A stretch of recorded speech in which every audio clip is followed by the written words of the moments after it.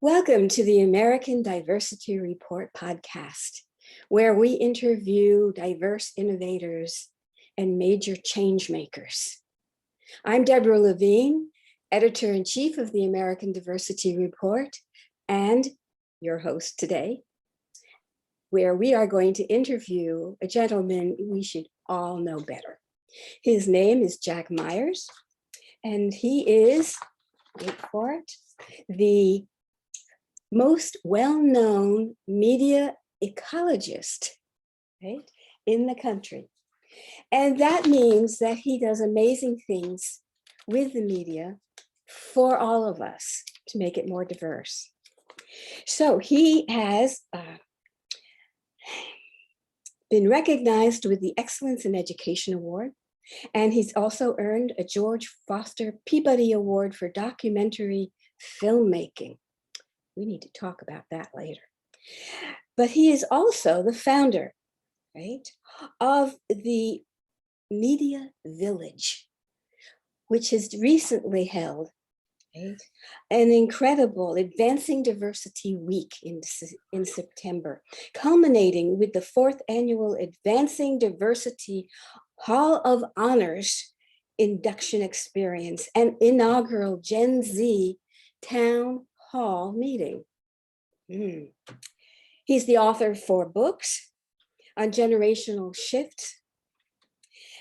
And he is also someone who has done a TED Talk about generational shift. His early consulting work contributed strategic innovation for more than 200 media, advertising, and marketing clients. He began his career with ABC Radio, CBS Television, and Metro Media Outdoor. Amazing. Welcome. Thank you. You're pointing out how many years I've been around. And Deborah, congratulations on the work you've done with American Diversity Report. Oh, and it's all totally a pleasure, as I'm sure your journey has been too. So tell us a little bit about your journey, about yourself.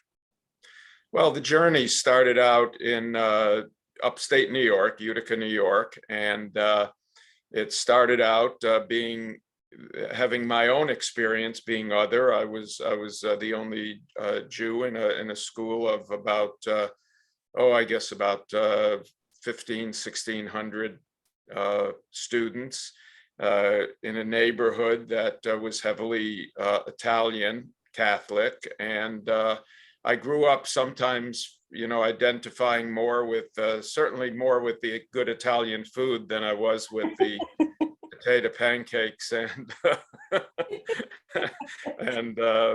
but my mom was one of the early working women. My dad was a college administrator and worked for nonprofits as well, and was very supportive of her career.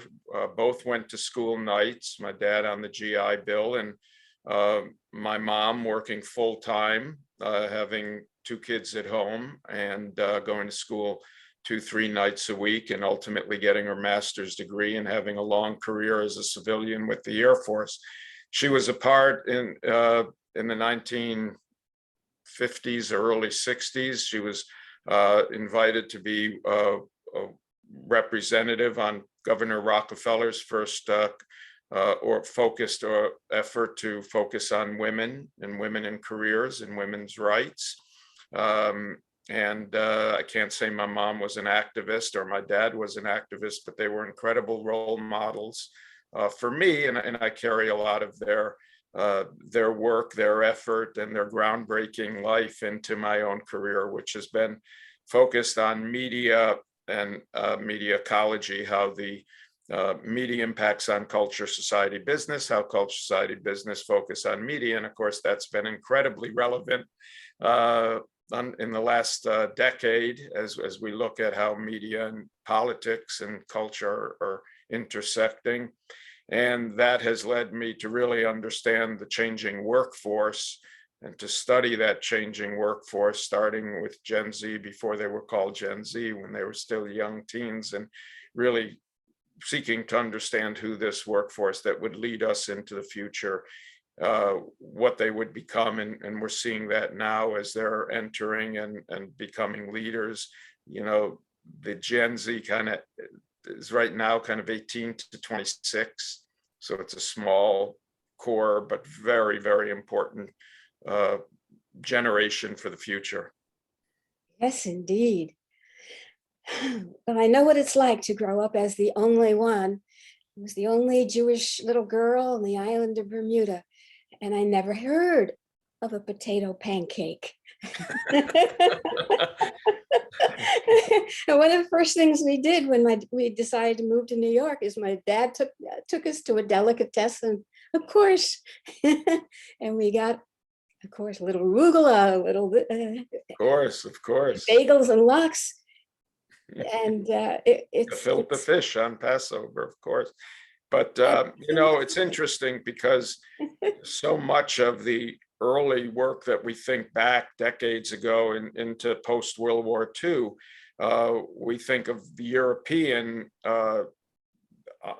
immigration to the US, and of course, a lot of that centered on religion. And I don't think we pay as much attention to the religious and implications. And as I, you know, working in media, very aware of, you know, the religious overtones in a lot of the political activity today, but we don't view that through the prism of diversity or how we integrate across intersectional groups.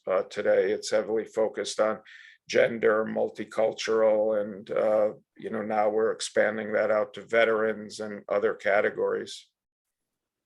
yes, the categories do continue to expand, but religion is a tough one for people, always has been, and it's of course passion of mine, but I recognize that it probably is good that it's not for everyone, because the stakes are high. Mhm. You make mistakes, it's like doing high wire acts without a net. You know, that's a great metaphor for business today, because there are so many people who are active, both advocates, allies, as well as activists in advancing diversity within organizations and corporations. But I don't think many of the C-suite executives and those who aren't engaged day to day in advancing diversity understand what a high wire act it is, and that there is no safety net there if you fail to diversify your organization. Failure is the option, and organizations will, they may not see it this round of C-suite management, but certainly in the next layer of C-suite management, if it's not more diverse, more gender diverse, more Yes. more multicultural, companies will fail as a result. Oh, I would agree, especially going forward as Gen Z is going to be more and more prominent. Um, the issue of generational diversity needs to have much more focus. And I don't think it gets as much attention as it should. What do you think? Well, generationally, people are paying attention to Gen Z, and they're looking to hire. The challenge is that the structure within the organization, within the corporation, is still built for prior generations. And the millennials are the last generation to go through kind of a more normal, what we would have referred to as a more normal progression of looking for resume-based experience. You want to put at least 18 months, 2 years, 3 years into your first job to get that foundation. Today, the first job is 9 months and shrinking. Their young people are looking for experiences, and those experiences often take them out of the industry they start in. They may go from being a salesperson at a real estate firm to being a sous chef at a restaurant, to being, producing their own YouTube video. And they don't see that as being disconnected. They see it as being a progression. And the challenge organizations, corporations have today whether it be large corporations or nonprofits or small companies. They have to realize that they're dealing with a different mindset in terms of what work means, what a job means, what a career means. They're not even thinking about career often for the first 3 to 5 years of jobs and roles and different Oh, I see. experiences. Uh, Hmm. so it's interesting because when you do resume training, Yeah, which a lot of companies, here's how to do a resume. The resume is no longer all that important. It's their social media profile and platform and their messaging. And we're not really educating them how to think about that from a long-term right, career point of view. right. Interesting. Those of us who are futurists, right, understand what you're saying all too well. Um, but as you have said in the past, it's a kind of lonely uh, way to be. Back in 1965, talk about old, okay, my mom insisted that I study computer programming when it was first offered. And I said, no, I don't know what that is. I'm going to be a poet, a philosopher king. She said, that's not a suggestion, darling. And so I ended up not only being the interreligious affairs director of an organization, but its first ever IT manager. Right now, I said, why me? And they said, because you're the only person who's ever touched a computer. So one of the things that I'm thinking about in what you're saying, right, is offering people jobs, opportunities, because you recognize there's something there, even a slight experience, the touch, whatever, and you make somebody grow into it. Are we doing that enough?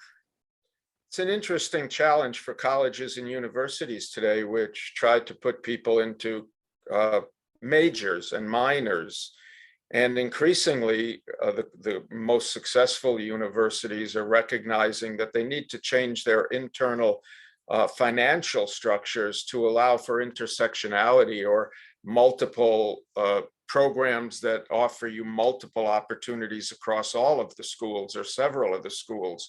So if you're at a university and you're majoring in communications, you really don't have the opportunity, except in a rare elective situation, take an art course. Well, maybe there should be more opportunities along those lines. And as you point out, to be able to take more business or computer programming if you're in the arts program. So the educational system needs to be restructured. We need to give more importance and recognition to tech schools, to community colleges, to HBCUs especially. Do you know that of course, I work in the media advertising and marketing area, and there are over 100 HBCUs, and there are only 8 communications schools within those HBCUs. There are no accredited majors in advertising across any HBCU. There's a program at Howard, but so advertising is not even a known career to community college students, to tech school students, to HBCU students. And so how do we reach them as an industry? How do we begin to start funding programs at the HBCUs? So there are a lot of challenges that date back to not just the college experience, but pre-college into high schools, and how we begin informing high school students the value and role of advertising as a communications tool, as a foundation for media. And of course, we can argue also about the role and value of media today, because it's not all positive, obviously, as we're finding out, with the investigations into Facebook and a lot of their practices and social media in general. We as an industry have to do more about confronting some of the demons that are plaguing society, culture, humanity in many ways. Oh, I would totally agree. And I want to hear more about, how you're doing that. What is different about your approach to diversity these days than others who are attempting the same thing, but not really engaging the way they need to.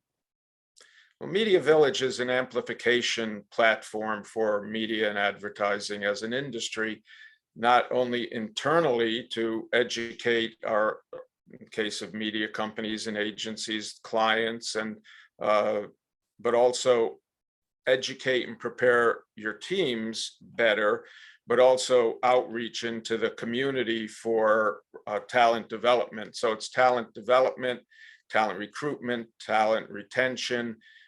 More so, our focus is on what are the tools required internally to create an environment of belonging, an environment where young people, whatever their color, whatever their race, whatever their background, whatever their gender, sexual preferences are, that they feel like they belong in the environment. Companies are doing a lot, but at the same time, as there are groups within companies that have the responsibility for advancing diversity, they're not well funded in many cases. And even when they are well funded, there are also very quiet pressures that work against their success internally. Our goal at Media Village is to provide the tools, the best practices, and to really provide messaging within the industry and outside the industry to break down the negative responses that often well up when you're moving forward and you're advancing things that go against the past, to create a recognition that everyone benefits, everyone gains, that doing good does in fact translate into doing good for business, to Yes, growth. indeed. And there are many who in every industry who don't necessarily see it as their responsibility to take action. There, of course, is replacement theory, that if someone comes in, someone's going to have to leave, and that's not actually accurate. There's upskilling programs, there's reskilling programs, but most importantly, it's recognizing that we are in the midst of the hugest turnover of personnel in history. And we not only have to take care and create an environment of belonging for those joining us, but we have to take care of, recognize the importance of those whose skills and competencies may no longer serve the industry that they've grown up in. And that's why I wrote a book called The Future of Men that was published in 2016, to some controversy, as you might guess. I can imagine. And have focused not only on working to advance the Gen Z, but also to build platforms that are focused on aging and advancing an understanding of the yin and the yang. And thank you. We all need that very much. We are only going to see more of it in the future. The challenges are going to be greater. The sad thing, Deborah, in 2016, when I published The Future of Men, it was really understanding, and it was a very pro-feminist book, and it focused on the fact that the young generation that we now call Gen Z are, in fact, as they were in high school, growing up, coming into their college years, were by far the most feministic group of men, of males in history. Over almost 40% of young men in that age group self-identified as feminist. Today, it's just above 20%. So we've regressed in just the last 5 years. Now you can guess why, politically, but the important thing to note is that, young men are experiencing a reality that throughout the course of civilization, the male species has never had to manage through or navigate. And women are required to lead that navigational process because they're moving into the leadership positions. So, for example, if you look at employee resource groups that many corporations, organizations are organizing across multiple different categories, the white male has few places to go except into a world that's unhealthy for them and unhealthy for advancing society. And that's what we're seeing in politics today. And unfortunately, I didn't expect it to happen, but I predicted if we didn't address these needs, we would be suffering the consequences. It's not too late, but it's getting there, and it starts in media. And that's why I believe the work we're doing at Media Village is so critically important, to take a look at ourselves through the prism of not only the good that media has historically done and the knowledge that advertising has historically been able to impart, but the negatives that media represents today, and that advertisers and marketers are not parsing their media choices. They're spending based on what good or what evil media may be doing. And that's where we're spending a lot of our time, is trying to look, not only work on behalf of the industry, but also recognize that marketers and advertisers have a role in helping to advance diversity and helping to advance a more positive interface politically across cultures. Well, I really thank you for all of that, as someone who was there at the first Women's Liberation March down in Manhattan in 1970, and has continued ever since, seeing the roadblocks, but also the opportunities. But it is divisive out there, and it can be very harsh. And it has gotten much more so recently, which means we need you a lot. Well, we need, me, thank you for that. I hope the industry agrees with you.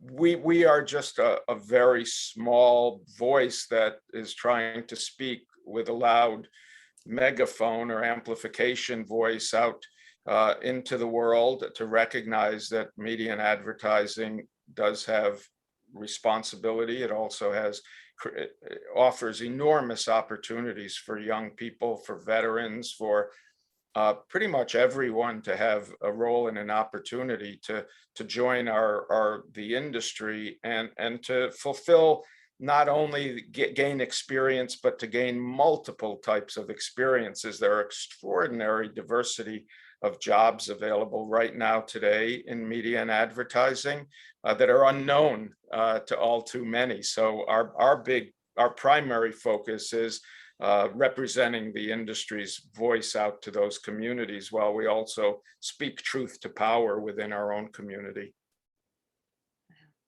Well done, well done. And I'm looking forward to seeing how this develops.